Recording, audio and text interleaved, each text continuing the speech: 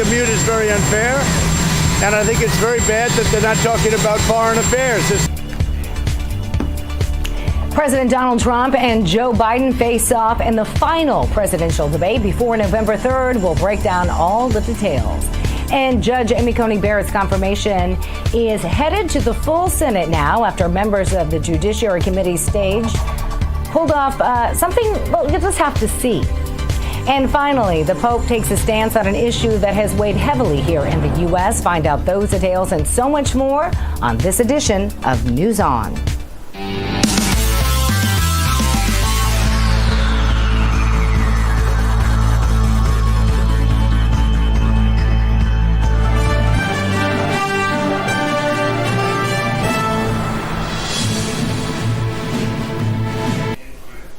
Whew, 12 days. Can you believe it? Welcome to News On. I'm Miranda. Thank you so much for joining us. President Donald Trump and Democratic challenger Joe Biden have their last chance to appeal on stage together to a national televised audience tonight. Some analysts argue tonight's final presidential debate could be a make or break moment for the president, who, according to recent national polls, continues to trail behind Biden.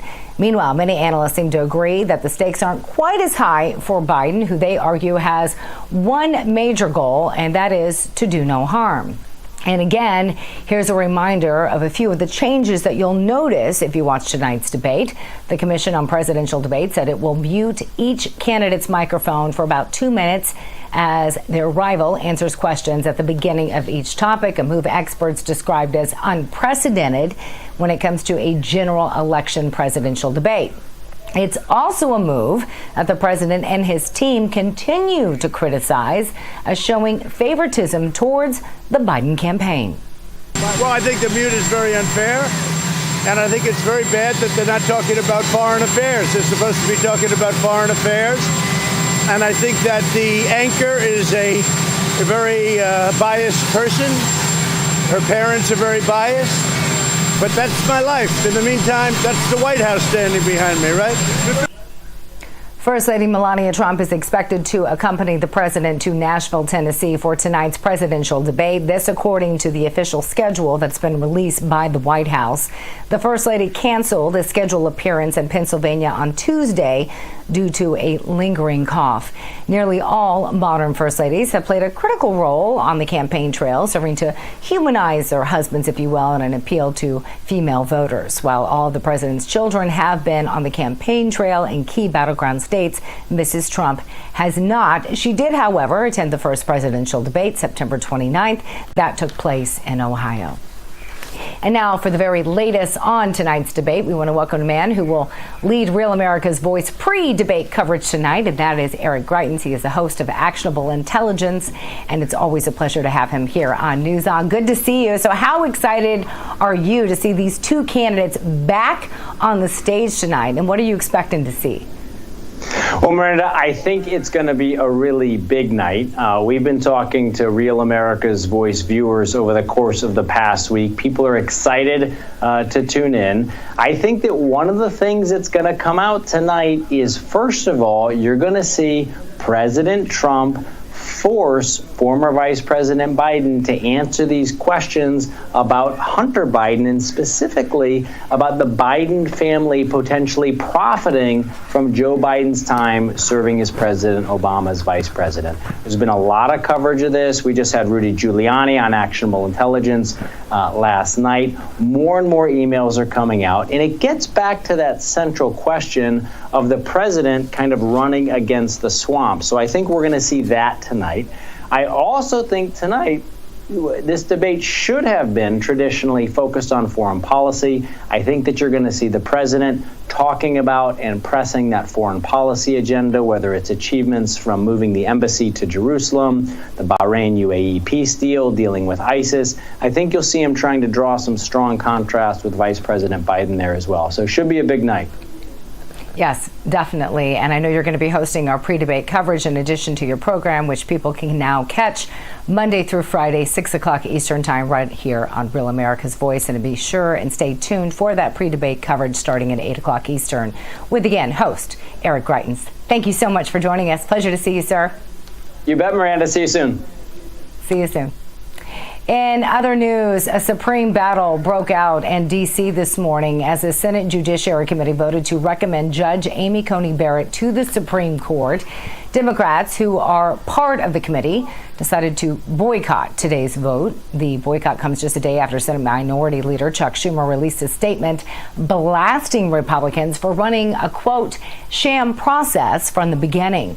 The Barrett nomination has been very tense. If she makes it to the high court, Barrett would give the Supreme Court a conservative majority.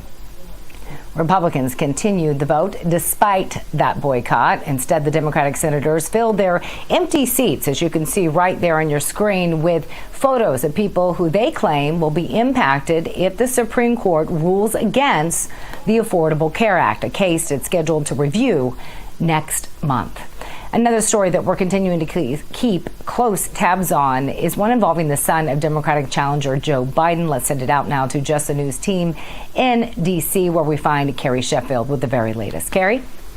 Hey there, Miranda. Yes, more fallout on the story that you have been on the forefront of, reporting this issue of the Giuliani complaint, the legal complaint that he filed with Delaware police against the Biden family. Reports from this purported laptop owned by Hunter Biden, and the complaint alleges child endangerment of a 14-year-old girl. Now, the feminist pushback from the left has been, not surprisingly, considering the political environment right now, non-existent. And so we had a conservative women's rights organization speaker on my show this morning, Kelsey Bolar. She talked about what she called a double standard in how the feminist left does not look at allegations such as these against Joe Biden, that he refused to do anything to protect this 14-year-old girl. And I want to read to you from the mandatory reporting requirements for children in the state of Delaware. It says that because the law is unclear on this issue, everyone should report all instances of suspected child abuse or neglect to avoid any criminal or civil liability. No individual with knowledge of child abuse or neglect, or knowledge that leads to a good faith suspicion of child abuse or neglect, shall rely on another individual who has less direct knowledge to call the below reference report line. Very important notes here from the state of Delaware. The question now is, what will the Delaware authorities do about this? The Delaware Attorney General is an acolyte who was very close to the Beau Biden family. We'll see what happens.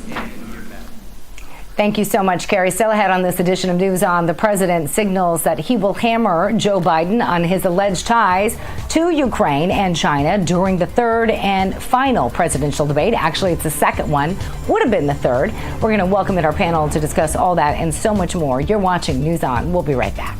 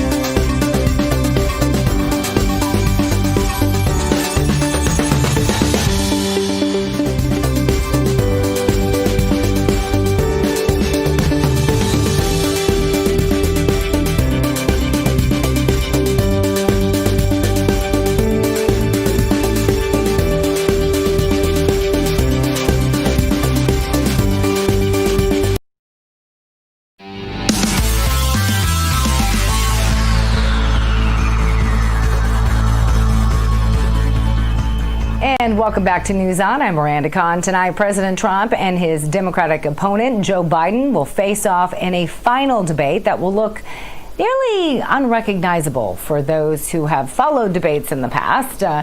Between rule changes and subject matter adjustments, both candidates will have to make some adaptations, if you will. Here to help break down tonight's debate, I'd like to welcome in our bipartisan panel. Pastor Darrell Scott, he is the CEO of the National Diversity Coalition for Trump, CEO of the Urban Revitalization Coalition, and member of the President's Transition Team. Good to see you, Pastor, as always. God bless you. It's good to be here. Joining us in one of those key battleground states in Ohio. Also joining us today is Robin Byro. He worked for the Obama campaign and understands exactly what these debate days are like for a campaign. I can see you nodding your head. Good to have you with us, gentlemen. All right, so obviously the president is still not happy with some of the changes. Many are saying this is, as I mentioned earlier, just unprecedented. Robin, obviously, you've heard the president. He believes that the debate commission is biased and showing favoritism towards Biden. Do you agree with that assessment? No, Miranda, because these are the pre-agreed upon rules. They're just trying to get them to follow the pre-agreed upon rules by having this mic kill switch that, hey, look, I just want for each candidate, I want to hear what they have to say. Let them have their 2 minutes of uninterrupted time. So I can't see how that's biased, Miranda. But you say pre-agreed rules. This seemed very last minute. I mean, I just want to clarify that. This wasn't something that they decided weeks, if not months ago. This seemed like something they decided within a day or two. Correct me if I'm wrong, Pastor. Am I right here? You're absolutely right. These are not pre-agreed upon rules. These are reactionary measures taken as a result of the first debate when Trump handed Joe Biden his behind on a platter. And, you know, Joe's the one that started off with the interrupting. And then when the president followed Joe's game plan and began to interrupt back, they didn't like the fact that Joe was being interrupted. So they're trying to change the rules. They're even changing the topics. Nobody who agreed in advance that foreign policy would be off the table in this debate when this is traditionally the foreign policy debate. They're trying to weigh this balance, weigh this scale in Joe Biden's favor. And that's all it is. They're trying to do everything they can to cover him as a candidate because he's very, very flawed. But Pastor, playing devil's advocate here, the president could decide not to do the debate, and that is not the decision he has made. He decided to do it. So by doing it, he's, in so many words, saying, okay, I agree. Why is he doing it then if he's so up in arms about it? He's basically playing under protest. You know, if he does not agree to do it, there won't be a debate. He wants to debate Joe Biden. He wants to continue to shred him on that debate stage. Now, if it was up to me, America's Voice would be hosting the debate and we wouldn't have these issues. So I think the debate commission is something that needs to be reviewed going forward as to whether or not they will continue to be the official host of these presidential debates, because you know, it's not fair, it's not balanced, it's not unbiased, but it is what it is. If he doesn't debate him, there won't be a debate. So, you know, it's something he has to deal with. He's not in agreement with it, but he's dealing with it. Yeah, I mean, again, we could go on and on about, you know, whether or not there should be a debate commission, whether or not both candidates should be able to pick on the topics and how long in the rules. But regardless, that isn't going to change what's happening tonight. Right. Robin, by the president saying, you know, he's unhappy with this, but deciding to do this debate nonetheless, what does that signal to you? A couple of things, Miranda. First of all, the campaign needs money right now. They're down. FEC reporting just came out on the 20th. The Trump campaign has $63.1 million cash on hand. The Biden campaign has $351 million cash on hand. So look, he needs the hour-long commercial. I get it. And he needs to win over female voters, college-educated suburban female voters. And he's got to win back some of the seniors who have, frankly, fled the campaign, according to polling, if you believe polling. Okay, I love how you say that. If you believe polling, I think we all recall 2016. So, Pastor, and it's something that I've heard the president say, as many of our viewers have heard him say when he's been on the campaign trail, saying, come on, why don't you like me, suburban female voters? He's even addressed it himself. Why do you think the president is having a difficult time, and something that he appears to be agreeing that he is having a difficult time doing, connecting with those female suburban women. Because a number of female suburban women have been indoctrinated by the left-wing media to the extent that they're beginning to believe some of the negative press regarding Donald Trump. When you think of suburban women, I'm not trying to categorize them in any way, form, or fashion, but I'm saying when you think of suburban women, you're thinking of housewives. You're thinking of those that they drive a minivan. They've got 3 kids. They're taking them to school. They're preparing their lunch. They're homemakers. And as being a homemaker, they're able to expose themselves to a lot of propaganda, as it were, from the left. You know, these are the ones that watch The View. These are the ones that watch and listen to a number of these left-leaning media outlets that are forming their mindset and giving them a different conception of Donald Trump than what the reality is. Now, if you believe a lot of the analysts out there, a lot of them are saying that it's the president who stands to lose the most tonight, and they're arguing that really all Biden has to do is play it safe. Do you agree with that, Robin? No, I do not, Miranda. The president does need to gain some inroads, but Joe Biden could easily make a couple of missteps. A really bad flub will get, that's a ready-made commercial for the Trump campaign, and it would put a lot of doubt in the mind of some of these undecided voters. Now, look, who these people are confounds me. I think we might be looking at maybe 2% undecided voters. I think the battle lines are pretty much entrenched right now, but that 2% can make a world of difference to either one of these candidates, Miranda.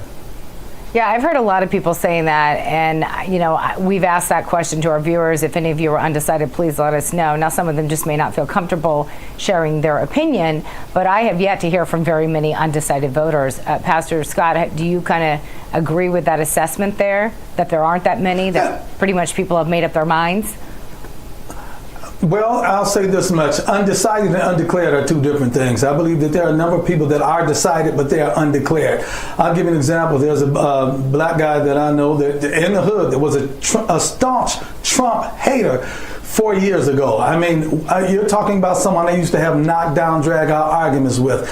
And he said on yesterday, he said, man, you know what? I'm tired of arguing with these guys in this barbershop, so I don't care what they say. All I know is when I go in that booth, I'm pulling that lever for Donald Trump. And there are a number that are like that. They're saying they're undecided, but they're really undeclared. And they're undeclared because they don't want to be victims of this cancel culture mentality or the intimidation that Trump supporters have to endure. So I really believe, you know, and as far as Joe Biden playing it safe, he's played it safe the whole doggone campaign. He's been the most invisible presidential candidate in my lifetime. Joe Biden's strategy is for me not to say anything at all. And he needs to, you know, thank Dr. Fauci or whoever else, because the COVID is what resurrected his campaign. And so, you know, if he opens up his mouth, he's a walking gaffe. Just let him talk tonight. Give him enough rope, he'll hang himself. Yeah, I know that's something that you kind of, you know, a lot of people had argued that the president needed to do during the first presidential debate. We're hearing people saying that he needs to let Biden speak more in hopes that he will do what you just said. Again, people that support the president are hoping that he may do that and let Biden, so to speak, hang himself, if you will. We're coming up on a commercial break, but I want to continue this conversation. I want to go back to something, too, Pastor, that you brought up, and that is this silent vote. This is something that we saw come about in 2016. Obviously, a lot of the polls were off. There were people supporting Trump who didn't want to actually come out and say it. Robin, I want to see if you think there are a lot of people out there that support Trump that just are afraid to say it, and if how that could play into the election coming up after the break. Continue to keep it right here. We're going to discuss that. Also, we're going to talk about some other stories that are making headlines, including Pope Francis making some remarks and a documentary that aired in Italy. What he said, we're going to get our panel to react and to see if it will make any difference when it comes to the Catholic Church. We're also asking you to weigh in on that when we ask you to share your voice. And again, a reminder, keep it right here on Real America's Voice for our pre-debate coverage that is beginning at 8 o'clock Eastern Time. Host Eric Greitens will be leading that pre-debate coverage coming up at 8 o'clock Eastern. We'll be right back.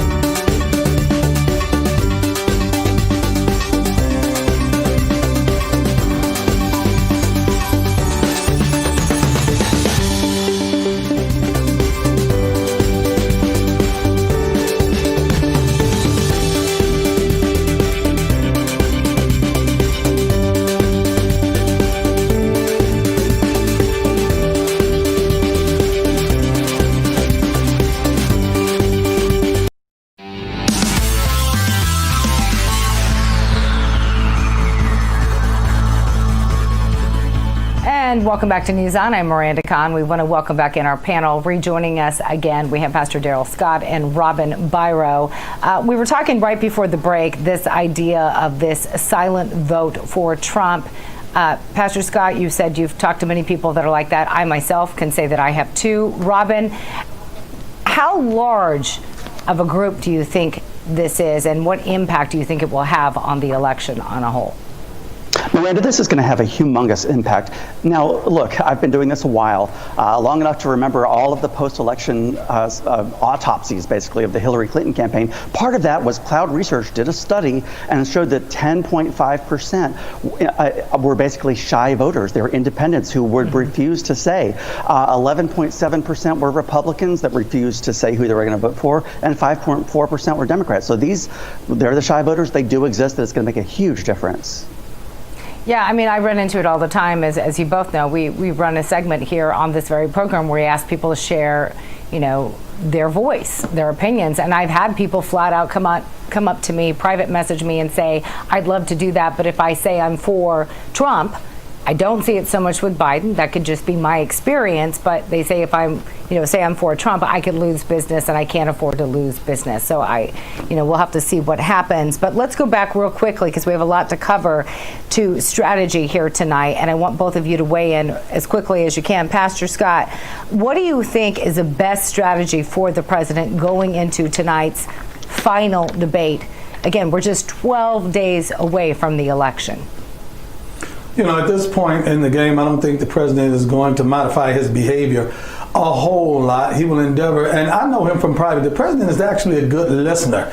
He's a much better listener than I am. I've been in the room with him with a number of people giving advice or whatever, and he's an excellent listener. So I think he'll try to listen more. The problem is going to be when he tries to contain himself against Joe Biden's obvious lies and mischaracterizations and his flip-flopping on issues that would tend to irritate him and cause him to speak out. But if he just continues to be him, and and if he doesn't have to debate two people, he ought to be all right tonight. I think he'll win a resounding victory in tonight's debate.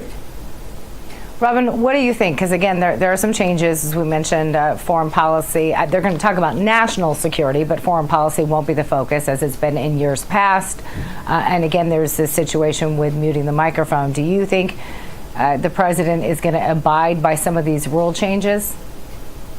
He's pretty bullish, Miranda, let's be honest. And that's what his supporters really love about him. So I expect to see some of that. I don't think that he should stray too far away from what's worked for him in the past. Joe Biden does need to just go in there, articulate his points clearly, and avoid the traps, which President Trump will clearly lay out for him. So if he can just avoid those and get his message out. But like the pastor, I actually am upset that they're not discussing foreign policy tonight. I think that was a mistake on behalf of the commission. All right. The other question I want to ask you guys, a story that has continued to make headlines, something that our partners at Just the News has continued to cover. It's been making headlines because, as you know, Facebook and Twitter had opted to censor this story, and they admitted to it. Now Twitter kind of, changing its tune, but that is, of course, involving Joe Biden's son, Hunter Biden. The latest developments, we talked earlier with Carrie Sheffield about this, about Hunter's laptop. How much do you think this will come up tonight? Do you think the moderator will bring it up at all, Pastor Scott? And how often do you think the president will refer to it, if at all? I don't think the moderator is going to bring it up at all. And I think that when the president tries to introduce it, which I expect him to, the moderator will probably try to intervene and squelch it. But, this is something that not only has Facebook and Twitter tried to squelch, the entire left-wing media has had a gag order on this. They're giving more coverage to Rudy Giuliani being pranked by Borat than they are with Hunter Biden and his issues with his laptops and with his father's complicity in it and all that. But the president most definitely is going to introduce it. I hope he introduces it over and over and over again, and at least make the American public give it some type of consideration, because I've never seen anything like this in my life. This obvious cover-up, this obvious suppression of information. Robin, same question to you. This is a tricky one. I'm still having difficulty trying to glean correct, accurate information from about this. The story is constantly changing. So I think that I know President Trump will bring this up tonight. Biden better deliver a clear message. Of course, I expect that he'll say, look, my son Hunter Biden isn't running for president, but he's got to address the emails that he himself was implicated in. And he needs to do that very clearly with a clear, solid message and not just be dismissive of this, because doing so will allow this story to take a life of its own, which we're seeing right now, Miranda. Yeah, I mean, I was going to say, are we kind of seeing that right now? Why hasn't he come out? A lot of people have argued and just squashed this and say this isn't true. None of this ever happened. Why haven't we heard the vice president say that? I wish I could give you an answer other than, he said very clearly in the first debate that he loves and supports his son, who's overcome challenges and obstacles himself. I get it. I'm a parent of 2 children, too. But you're running for president and you are implicated in these emails. You got to address this, because we're seeing this take on some crazy life of its own right now. And I'm just having difficulty myself trying to figure out what's truth, what is disinformation. And it's incredibly difficult when we're not hearing from the vice president himself. Well, we will have to see what happens tonight. And that's also a question that we asked our viewers, is how impactful they thought this story would be on the election. We're going to share some of their comments coming up after the break. Meanwhile, in the few minutes that we have remaining, I want to talk about this other story and really switch gears. There's something historic coming from the Vatican. I want our panel to weigh in on this. The Catholic News Agency reports that Pope Francis just declared support for same-sex civil unions for the first time during his tenure as pontiff. He made that declaration in a documentary film called Francesco, which was released in Rome just yesterday. In the film, the Pope reportedly said, quote, homosexual people have a right to be in a family. They're children of God and have a right to a family. He then called for the creation of civil union laws. As Archbishop of Buenos Aires, Francis endorsed same-sex civil unions over same-sex marriage when Argentina was discussing the fact of legalizing same-sex marriages. So we're asking our viewers what they think about the Pope's remarks. Do they think it could lead to any changes? And Robin, you saw on my social media page today that is a question that I'm asking our viewers. You are openly gay. You are a retired Army Ranger. You have 2 beautiful boys. What are your thoughts about this? This is personal, and look, I'm glad that the Catholic Church, the Pope himself, is recognizing our fundamental rights. It's now the law of the land, and I understand that 70% of Americans right now support same-sex marriage, which to me says that they support the law of the land. I would like to see it be more than that. I'm American, I pay taxes just like everybody else, and it's a step in the right direction. I'm interested to see if this impacts Judge Amy Coney Barrett's decision and her personal philosophy, because she's a very devout Catholic herself, and there are some very important rulings that she'll be having to rule on coming up soon. Yeah, and the Affordable Care Act being one of them coming up next month. Last to you, Pastor Scott. We have about a minute. Well, this Pope is going to, excuse me. No, this that's Pope okay. is going to be one of the, yeah, I'm having. No, that's okay. Hey, I've been there many times when you speak as much as we have to. Go ahead, catch your breath, because it happens all the time, especially with allergies. Well, this Pope is going to be one of the most... Yeah, you've been traveling. No worries. That's okay. He's going to be one of the most go down in history as one of the most revolutionary popes in the history of Catholicism, but I don't know if it's going to be a good history. He's deviating from the standard dogma of the Roman Catholic Church drastically and dramatically. I don't know what kind of repercussions this is going to have. It can cause a tremendous upheaval in the Catholic Church because, when the Pope speaks ex cathedra, he's supposedly speaking from the lips of God. And so this is going to cause a lot of chaos and a lot of controversy and a lot of, it could potentially cause a huge revolution and upheaval in the Catholic Church. This is unprecedented. And so we're going to see what happens, because, it's not going to be something that just he comes out and says it and then it is what it is. There's going to be a lot of pushback with this. Well, we're gonna see what some of our viewers think. Panel, thank you so much for joining us. I hope you get a large glass of water. That's what happens when you talk as much as he has to talk. We'll be right back. We're also going to get an update on your nationwide forecasts coming up.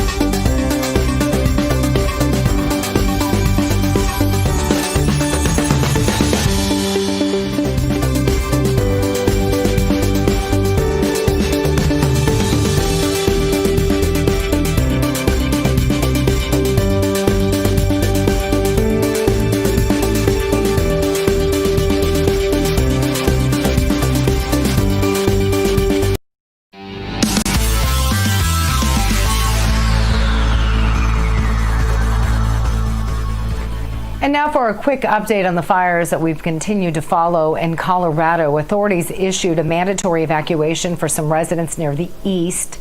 Troublesome fire in Grand County, Colorado. This happened yesterday. Fire officials estimate the blaze has now burned close to 25,000 acres and is only 10% contained. Nearby residents are reporting a ton of smoke, as you can see, and some left their homes as early as last Thursday.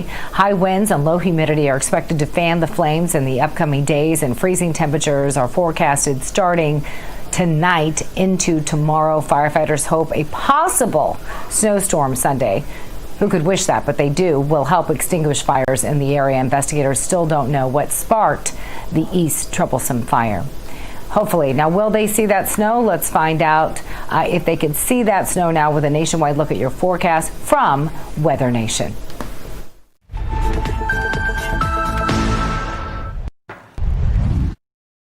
Well, we're continuing to track snow here on Weather Nation across the country's northern tier. From Great Falls, Glasgow, down to Sheridan, Aberdeen, over to Duluth. Winter storm warnings continuing, expecting heavy snow today, upwards of 6 inches to a foot in some areas, with lighter snow and less impacts for the areas in purple, including areas just outside of Minneapolis, over to Marquette, Bismarck, down to Pierre, and just outside of Rapid City. The blue areas out to the west are for the next round of snow that comes in later this weekend. We are anticipating big travel impacts today across portions of I-94, I-90, I-29 as well. The heavy snow continuing to fall across the Dakotas in the morning hours, northern Minnesota as well. Heavy snow into areas around Duluth and Lake Superior as we get into the afternoon hours today, all the way over to the UP of Michigan. So areas near Marquette, Michigan Tech, maybe seeing some of that very heavy snow through the afternoon and evening hours today. Snow begins to taper off as we head to the evening hours, but you're still seeing light to moderate snow for areas like Duluth, some lingering snow showers behind that heavy band of snow in areas like Bismarck. And we see that mostly taper off by late Thursday and into Friday. Just some lingering snow showers, maybe a few spots of some lake effect snow into Friday as those northerly winds pick up across Lake Superior. Heaviest snow expected from about South Dakota over to Duluth, upwards of 6 to 10 inches of snow, maybe a foot of snow in some locations. Areas that were already hit by some heavier snow earlier this week, with lighter snow back towards Wyoming and Montana, and heavy rain on the southern side. But as I mentioned, we already saw some heavier snow earlier this week. This is just going to add to more of that's accumulating off onto the side of the roadways and on the road as well. Again, tricky travel, big issue here. But on the southern side of this, Carol, we're looking at a chance for severe weather across the Midwest today and into the Northeast tomorrow. Yes, very powerful system with a lot of energy in the upper levels and the lower levels. And especially as we have this warm front lift through, that's going to bring in the warm air and a surge of moisture, enough to give us, with the potential with the cold front coming through, of some gusty thunderstorms, especially for areas into far eastern Iowa and parts of southern Wisconsin, but anywhere from southern Wisconsin down into northeastern Oklahoma, and then parts of the Texas Panhandle for later on today could get some of these gusty thunderstorms. Hail also a potential hazard here, especially into areas like Cedar Rapids, gusty winds, and even a brief weak spin of tornado can't be totally ruled out. Not usually something we see with these kind of systems in this part of the country this time of the year, but into the afternoon and early evening from Dubuque down to Cedar Rapids and Ottumwa, just outside of Des Moines, there is the chance for some of these thunderstorms maybe to acquire a little bit of rotation. Most of us, though, will not see a whole lot happening until we get to the afternoon hours with this cold front coming in, but then these storms explode, and it is going to be a mean line of thunderstorms with gusty winds, very heavy rain, and the potential for a brief weak spin up. As we get into the overnight hours down into Kansas and Oklahoma and Texas, we'll see the potential for these storms moving to the east later. For more, go to weathernationtv.com. And still to come here on News On, we asked you how impactful you think the Hunter Biden story is when it comes to casting your ballot. We're going to share some of your comments coming up, as always, because we love to share your thoughts and opinions, because we keep saying it, but it's true. We work for you. We're also going to ask you a new question. It's in regards to the Pope's statements that he made in that documentary that was just released in Italy. Him basically saying that he supports same-sex civil unions. So we're asking you, you heard from our panel what they think. We want to know what you think. Do you think this will have an impact on the Catholic Church? We're going to ask you that question and tell you how you can share your opinion coming up. We'll be right back.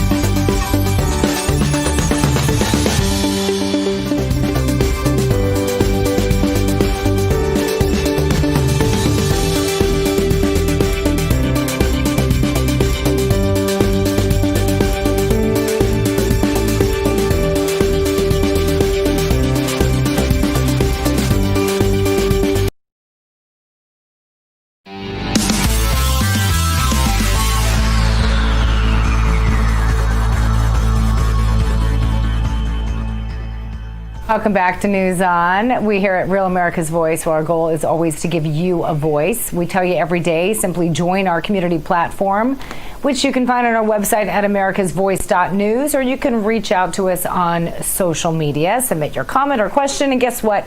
We may just air it here on this very program. So yesterday we asked you how impactful you think the Hunter Biden story is when it comes to casting your ballot. This is something that Just the News broke and that we've continued to follow here on this network. But the bottom line is that going to impact or sway you in any way on how you would vote when it comes to the election? Here we have some responses coming in. Our first one comes from Caroline Wood, who said on Facebook, quote, "We already knew Biden was a crooked politician. His actions or lack thereof of regarding Hunter just makes it worse." Thank you so much, Caroline. Next, we have Frank Devanzo, also from Facebook. And he said this: "I think the lack of convictions by the FBI with ample evidence is a disgrace." He goes on to say, "If the shoe were on the other foot and these laptops were Donald Trump Jr.'s, it would be front and center on the news. Remember the bogus Russian collusion hoax that dominated the headlines? The censorship is equated to a communistic country. Totally unacceptable," he says. And now we go to Twitter. Here we have Gerald saying, "I never wanted Biden as POTUS." There you go.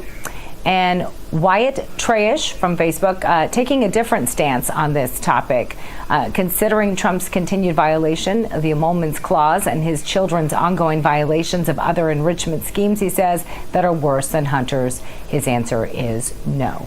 Thank you so much, Wyatt. And finally, we have video from Anthony Brennan taking this kind of middle of the ground, if you will, on this. Take a look. Hello to Miranda at America's Voice News. The latest scandal with Hunter Biden has not changed my vote. I decided a long time ago I was not voting for Joe Biden or Donald Trump. If I was planning on voting for Joe Biden, this would cause me not to vote for Joe Biden, although it would not cause me to vote for Donald Trump. I personally want to vote for somebody and not against somebody, and I think both candidates have a lot of scandals in their own rights.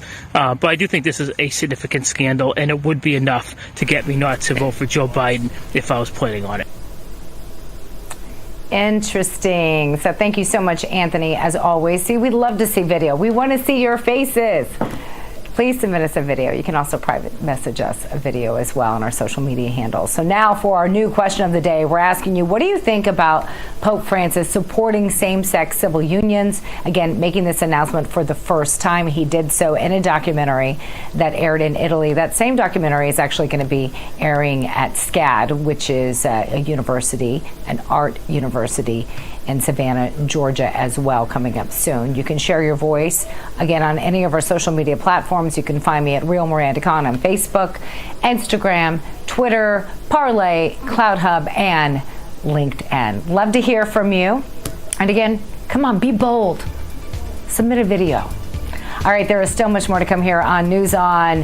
One company is claiming that it has created the world's hottest chili. Where you can find it, coming up next.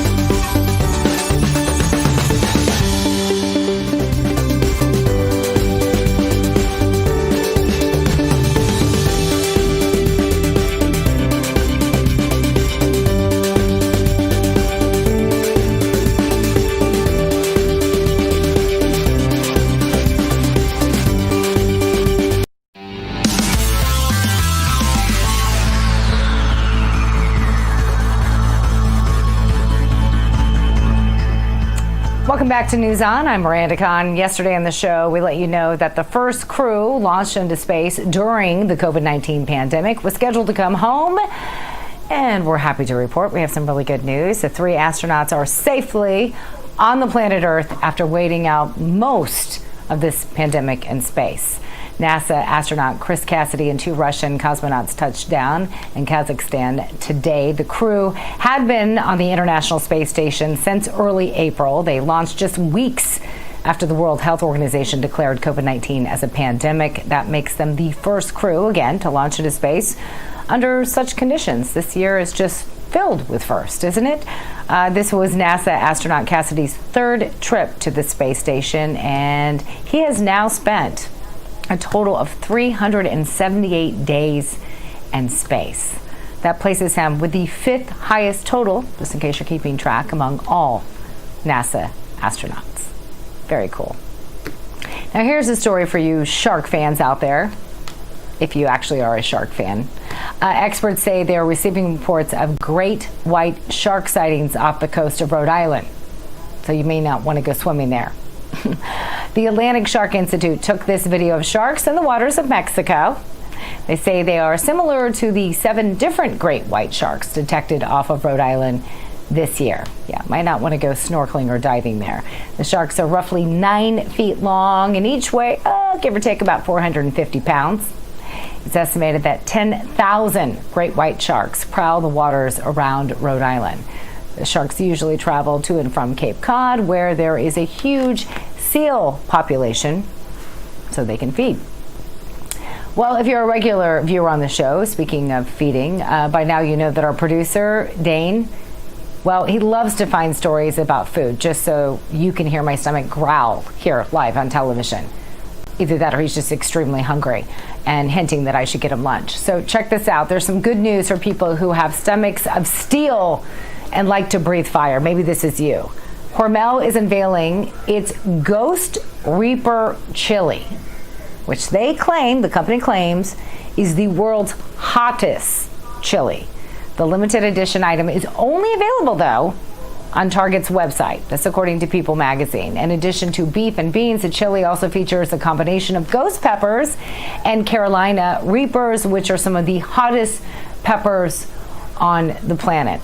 And Dane, if you do decide to order this, I want to be as far away from you as humanly possible. No, thank you. I'll pass. And from one food group that I bet most of us will avoid, a more palatable one, right? So Tim Hortons wants you to safely trick-or-treat within this year. This Halloween fast food chain says customers can trick-or-treat in the drive-thru of their locations. Here's an idea. Customers wearing costumes will receive a free Halloween donut. This specialty donut is covered with chocolate and it's topped with orange sprinkles, which of course makes sense. Those who don't feel like wearing a costume, well, you can buy the donut.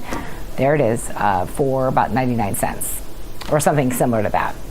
And here's some good news for those who never get tired of doing a little mall shopping. JCPenney appears to be making some progress when it comes to some of its financial woes that it's been enduring. The CEO says the retailer hopes to break out of Chapter 11 bankruptcy before the holiday end of the season. JCPenney has filed a draft asset purchase agreement, which basically breaks down the terms of the previously announced letter of intent to sell the company. Brooke, Simon, and First Lien lenders are all working towards finalizing those negotiations right now. JCPenney is among the many retailers that you've heard about who have been struggling since the beginning of this pandemic. And that will do it for this edition of News On. Again, a reminder to turn into our pre-debate coverage of what will be the second and final presidential debate tonight. That is beginning at 8 o'clock Eastern Time.